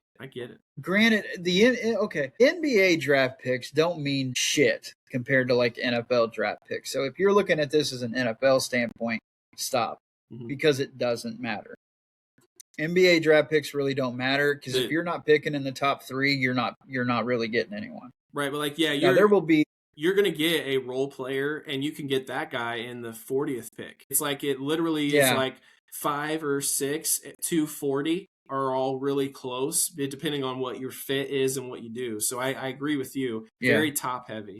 Yeah, it's always very top heavy. I don't even know who in the hell Kobe Brown is. Nah, he's just a backup forward. He won't probably play much. But, he's a body, so you're basically traded Isaiah Jackson for Kobe Brown, who nobody knows, nobody gives a damn about. So you didn't have – I don't think they had to put that in there unless LA was just like, we want another body, and we don't want to have Kobe Brown here because we don't like him. Yeah. But I like Zubac. I would have been okay because Mathurin, man, he can give you 30 points or he can give you 9. Right. He's a little bit sketchy sometimes, but he's still a pretty good player. And I think if we would have done, Benedict Mathurin, and if he wanted to do the 2026 first round pick protected, I probably would have been like, okay, both sides win. But I just think Indiana gave up way too much. And I mean way, way too much just to get Zubac, basically. Because I don't think we're going to retain Kobe Brown's contract. No. He may be here a couple weeks, but then they're going to release him. So we gave up way too much. I agree. I understand that that's how it looks. And I'm disappointed that we lost Mathurin, because he was the best driver to the basket that we have to draw fouls and stuff. You saw it at the end of our playoff run. He was going to the line like crazy. A lot. He saved games by going to the line, and people were like, oh, he's out of control. And I was like, but did he get a foul, though? Points are points. I don't give a shit. And the way the NBA gets called on travels that aren't called and contacts and stuff, it's like, I liked having a guy that could get a call sometimes. So I'm disappointed that he got moved. from a roster standpoint, unfortunately, he had to. And it really is just like it's the timing. Sometimes it's just bittersweet. He had to get moved because we couldn't pay him 28 next year. The Clippers are going to give him a $28 million deal, most likely 28, 29, 30, 31. He's going to have a $120 million deal for 4 years next year. We couldn't afford that. Would have took us into luxury tax. We had to add somebody with Mathurin because Zubats makes twice as much as Mathurin right now. But Zubac says I think he had to get a premium on this trade because of his salary. He only makes $18 million. He's probably got the best value center in the whole league for his contract and what he does. And I think there was a premium because of it, and that they didn't really want to trade him. I think that they kind of were telling people no, and the Pacers kept having to raise their fucking offer. So obviously, what they did was they decided to risk it, and that's where I don't like this trade. They decided to risk the first round draft pick and a way to convince the Clippers. Now the Clippers, they could get the 5th pick in the draft. They win this trade easily if that happens. Now, I will say that if we end up getting to keep a top 4 draft pick this year, then we do win this trade. That's where I differ from other people. As long as we don't lose that draft pick, we won this trade because of who we needed. And now you have Zubats and Huff as your centers.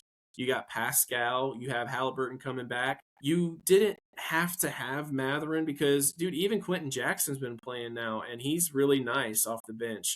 You've got Shepard. You've got Neesmith. You got Nimhard. You got TJ McConnell. We were so loaded at guard and that, dude, we could move him, and now we have a starting center. As long as we don't lose this draft pick, we won this trade.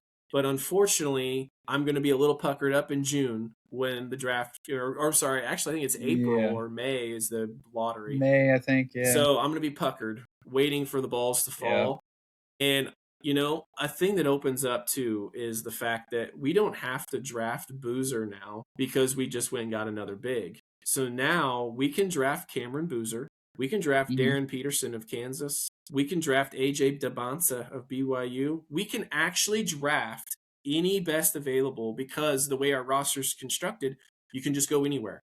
And I do like that flexibility. I think that we would have to take the biggest guy, being Dabansa or Boozer, because we needed a guy that's big that can stretch the floor and run but still block and play inside. Now we don't have to, and we can take whoever we just feel the best about. So I think it's a win, but if we lose that draft pick, we fucked up.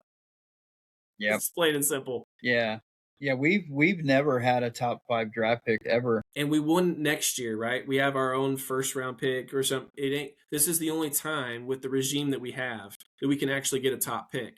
The rest of them are going to be in the 20s, hopefully, if we're doing anything. So this is your only chance, and if you sell that chance to the Clippers, fucked up. I don't understand why Pritchard would do that. But, I mean, I get if you're not risking it, you're not trying. Like, I get that. I would have liked to have top 10 Sometimes you have to make bold moves. Top 10 protected would have been a lot better. I guess because now if we get if we get our ball pulled at 5, dude, I mean, we're screwed. We go from getting a good young player who we can develop because we're good at developing young players. Yeah. I'll give the Pacers that much. But to have the 5 through 9 not guaranteed, it's like, man, that's going to make everybody pucker up really bad because now the NBA, I don't think that they want the Pacers being in the championship again. To have them make it, kind of takes like, okay, well, they're another small market team because right now the Thunder is their baby and the Thunder is a small market team. They don't need a bunch of other small market. They have the Spurs coming up. It's like, how many small markets are we going to do? Yeah, the Pacers and Thunder's finals did pretty good in the ratings. It did actually really good. Yeah. But I just don't think they want it. They want to have a New York or a California or a Texas team in there. Somebody with high market Miami, something like that. So I really don't see them giving the Pacers a top 4 lottery pick. I don't see it happening. Yeah. And you can say that this is a random draw all you want. No, it's not. It is not. It's handled behind the scenes where you can't see it. It's hard to believe the way things fall. Yeah. They're not doing it live. If they did it live in front of you, that'd be different. But they're not. See LeBron James going to Cleveland. It just happened to work out that way. The second year in a row, they got a fucking number 1. So I don't want to hear that crap. This is predetermined. It doesn't matter. I agree. Moving on to the next trade, we got Celtics. They got Nikola Vucevic from the Bulls. A couple second round pick swaps or whatever, or one swap for Anthony Simons. So pretty clear cut trade here. I think that Boston won this trade. Yes, they For did. the Bulls have had so many guards for years, and they just went ahead and added more guards, and then did ship some of their guards away. But you're just switching guards for guards. I don't really see it getting any better. They trade another big for a guard. I thought it was stupid. Boston clearly got better. They haven't had a center since Horford left. They've been playing guys that you wouldn't really know. Garza gets minutes, which we remember from Iowa, I believe.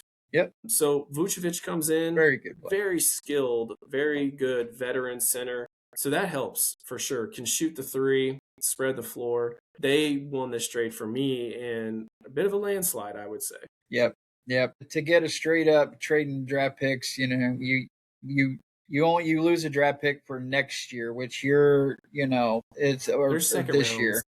But they're still good. Yeah, they're like right now they're in contention. They're still second good. best. And Tatum, maybe he comes back, maybe you don't. Yeah, but Vucevic helps them right now, no matter what. Yes, he does. Yeah. And if you can pair him, even with when Tate Young comes back, hey, that team is going to be rough to deal with Jaylen Brown and Tatum. Now you add Vucevic in there, Derek White. I mean, there's still going to be Jaylen Brown's averaging 35 points a game. They're number two. He could very well be the MVP this year. So, I mean, if you take his hair out of the equation, then he can't. If you can take the hair bias out, then he's not going to win MVP. But it's okay. But yeah, I agree. Boston ran away with this trade. So yeah. They'll be fine. The another trade we got Timberwolves. They traded for Dosunmu. They made some moves trying to get Giannis, and it didn't work out for him. So they they acquire Rob Dillingham. No, the Bulls do. I'm sorry. The Bulls get Rob Dillingham and Leonard Miller. Bunch of picks, second rounders, bunch of them. Right? Confusing. Very confusing. Bunch of second rounders. And Minnesota. A lot of asterisks on those draft. Yeah, so many. Minnesota gets Dosunmu and Julian Phillips. Now, Dosunmu is a nice shooting guard from Illinois, played with the Bulls. He's pretty nice, and he's about 6'5", so he can kind of be like a 2 and a 3, and he's handled the ball. So I like his flexibility. I thought they gave up on Dillingham a little bit. I thought that he could have been a point guard. When you have Mike Conley and you have Ant, you'd think you would try to develop a point guard. They decide, nah. We're just going to go 2 shooting guard, essentially. We got the white boy from the Knicks. I can't think of his name right now. Oh, was it Hammerstein? The guard that shot threes. Wrong Caucasian. The guard, anyway, I can't remember his name right now, but they have shooting guards. They don't even really have a point. You would have thought they'd try to kick Dillingham and create more of a point guard. They didn't. They went more heavy on these, like, okay, big body, shooting guard, small forward. We're going to Sumu. I'm pretty indifferent on this trade, if I'm being honest. Again, Chicago didn't acquire anything that makes them any better, I think. So I guess for me, Minnesota won this trade because they probably just got what they were wanting, which was taller guys on the wing. Yeah. So. Yeah, in Chicago, I mean, the draft picks are what throws me off. It's like you don't know where any of these are going to land. They're all second round picks for the next 4 out of the next 8 up to drafts. 2032? Are you kidding me? It's like, good Lord, where's the value here? But yeah, this one, it's a split. It's like, yeah, if you guys want to do that, fine. Yeah, the draft picks don't matter. The players are all about the same. Yeah, so yeah, it doesn't matter. Another trade on the radar, real quick. Bucks, it was a 3-team deal. Bucks, they get Nigel Hayes-Davis, Usman Dang. Phoenix get Cole Anthony, Amir Coffey. Chicago gets Nick Richards. The most notable name I would have said was Cole Anthony for the Suns. Seeing how they get rid of guys that I don't think they needed as much. I guess they may between Phoenix, Milwaukee, Chicago. I like the trade a little bit for the Suns. Yeah, like I don't think anybody on the Bulls today knows who each other are. I know, right? The whole it's a whole brand new team. And they started off hot this season too. But now it's like just tear it down. Yeah. And the Charlotte, they traded away Colin Sexton for Mike Conley, who they're now going to waive, is what I believe I saw. So, and they acquire Kobe White. So I think Charlotte, again, they win the trade. A bunch of second round picks for Chicago. Yeah. Mike Conley is going to get waived, but Charlotte still wins the trade because I think Kobe White for Sexton doesn't really hurt them. I think I like Kobe White. I think he still has potential. Yeah. Yeah. I would say definitely Charlotte there, but yeah, the Chicago, man, I just don't understand what they're doing. Yeah. It's like, okay, well, we get Dieng and then we're just going to automatically give him back away. So, and then they got second round picks up until like 2090, seems. So many. The most I've it's ever like, seen. What are you? It's like, yeah, it's like for the next 7 years, it's going to be all Bulls in the second round. Yeah. So I don't know. We all know in the second round doesn't matter in the NBA anymore. Yeah. The Knicks, in a trade that I don't think people saw, they acquired Jose Alvarado, which is a Brooklyn-born player. Honestly, that's a brilliant move, to be honest. The feistiness that he brings to a team and being born near there, it's like, okay, that's a playoff atmosphere player that can help them in a big moment. So I was like, makes a ton of sense for them. It was lots of sense. Nobody even, I feel like, talked about it. And I was like, ooh, as soon as I saw it, I was like, hey, that's something. It's not nothing. Yeah, it's not a shitty move, and it's not one that makes you think, what the hell were they thinking? Yeah. IU native Trace Jackson Davis. He got moved from Golden State to the Toronto Raptors for a second round pick. The Lakers added Luke Kennard for Gabe Vincent. I saw some of our Laker fans, they're very excited to get rid of Gabe Vincent. You know, one of those guys they love to hate on. But Luke Kennard, very good shooter. Yeah. For some reason, all of the shooters, they go there to shoot bad. So we'll see if Kennard can change the scenery for the Lakers. Yeah. But for whatever reason, they just don't want to get rid of their real problem. Yeah, yeah. But, I mean, hey, they got better. Did they, though? The Chris Paul was traded. He hasn't played since December. He was traded to the Toronto Raptors. I think he's going to quit. But they're actually playing good. I think he already did. I think they're playing pretty good, so I think he shouldn't, but I feel like he's just going to quit. Most notable guy, I think it was a money move scenario. Clippers just trying to start their rebuild, even though they won 17 out of their last 22 games. Very strange that they decided, you know what, now that we're in the playoffs, we're tanking. You could have done that 2 months ago. Yep. Sell the team. Let's get rid of everybody. Lonzo Ball was traded to the Utah Jazz. I bet the Mormons welcome him with open arms, don't they? So, you know, hey, let's scroll down here to the more notable ones real quick. Eric Gordon to the Grizzlies. He's still playing. Here we go. James Harden. What did we think about this trade? The Cavs traded Darius Garland and a second-round pick for James Harden. I talked with a buddy of mine. I didn't like the trade for Cleveland. I don't understand. If your goal is to win the championship, why would you bring the frozen one, James Harden? I don't get it. I don't know. They were way better off with Garland, who's younger. I know he has had a toe problem, but he can play next to Mitchell. Do we know that James Harden can? Well, I think if you are around Cleveland, start buying some stock in Cleveland titty bars. Yeah, right? Because they're about to make some money. Yeah. Yeah, James Harden he's not been relevant in the last 5 years, so I don't see why you would bring him in. Darius Garland, I would rather have Darius Garland. I really would. Clippers win this trade. By a mile. Now, someone said that James Harden's going to make the bigs in Cleveland better because he finds ways to get them the ball. And, sure, maybe he could. When was the last time James Harden made a big better instead of a big back better? I think that if he's going to make anyone better, it's himself, because I don't see him. He hasn't done that in a every decade. time he has the ball, Donovan Mitchell doesn't. Exactly. So that's just how I look at it. For me, there's only one ball. Yeah. So I have seen people kind of rumbling around like, oh, if you have James Harden, it's going to look really attractive to bring LeBron in next year back to Cleveland. Okay. Shut This is what I will say, is James Harden and Donovan Mitchell will both come off the books theoretically. So that gives you a chance to bring them back and then sign someone also, maneuvering the money properly. That does seem to be what Cleveland's trying to do, because at the end of the day, you didn't have the chance to do it with Garland, but now you can do that. So I'm looking at that and I'm saying that's really the only reason that they did that. I don't think they think they're Yeah. winning the championship this year. I think they think Yeah. we're bringing LeBron back for his swan song. That's what I think. Definitely not. Yeah, if they do that, it's going to be like Game 3 next year, where LeBron's giving Harden the side eye. It's like, all right, well, Harden's gone. James Harden's going to do a step back three, and LeBron's going to be like with his hands like he was with Jay Harden. He's going to go like that. Why? Yeah.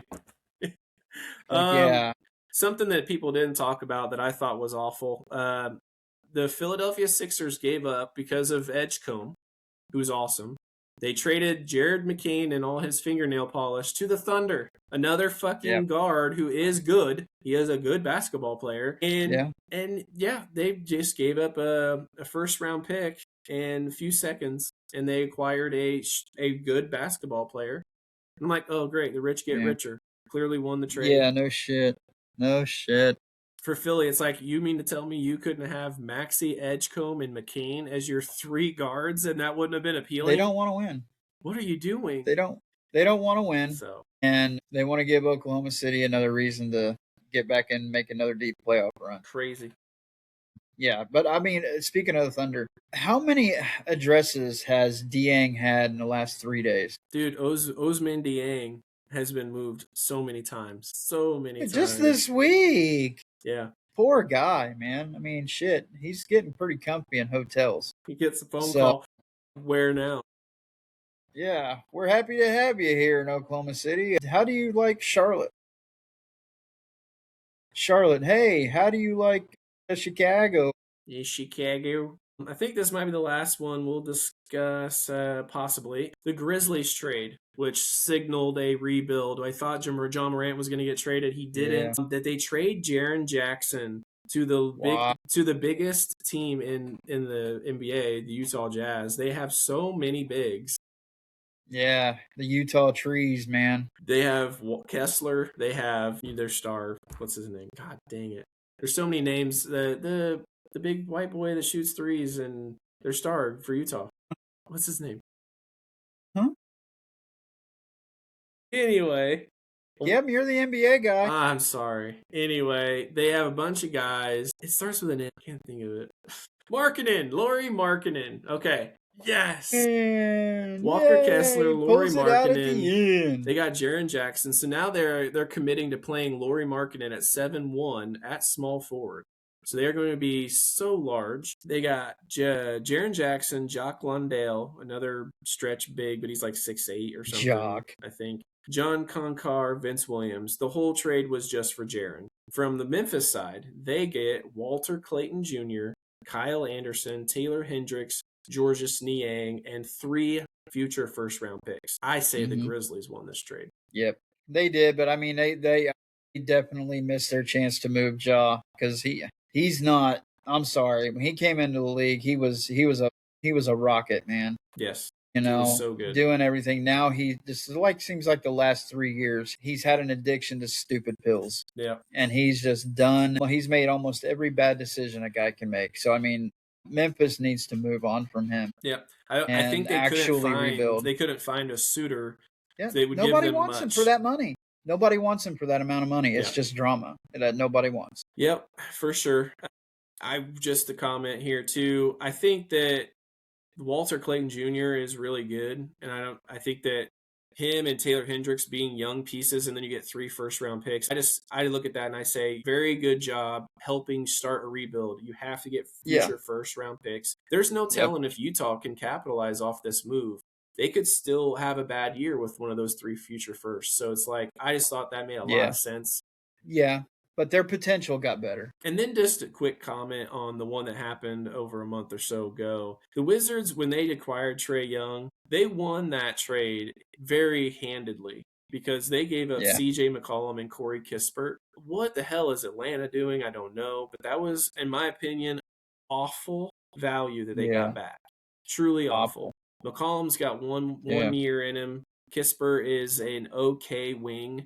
But Trae Young is a he's a potential 25 and 10 point guard. Like, you cannot just sell him down river just because he doesn't play that good of defense. McCollum and Kispert aren't changing your life on defense either, so it just makes no sense at all why they would just sell. Like, Atlanta just, in my opinion, you didn't get no picks. No picks. You just set yourself back. Well, that trade, it was pretty bad, but I think they did make up for it a little bit, bringing in Kuminga and Hield. Yes, but again, picks. But that trade, they should have gotten way more for Trae Young. They should have got a lot more. They couldn't have. They could have found a better buyer. One? Yeah, you would have wanted at least one.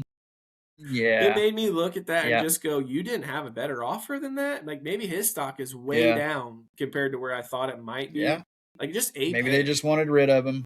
Yeah, just wanted him gone because he wasn't happy.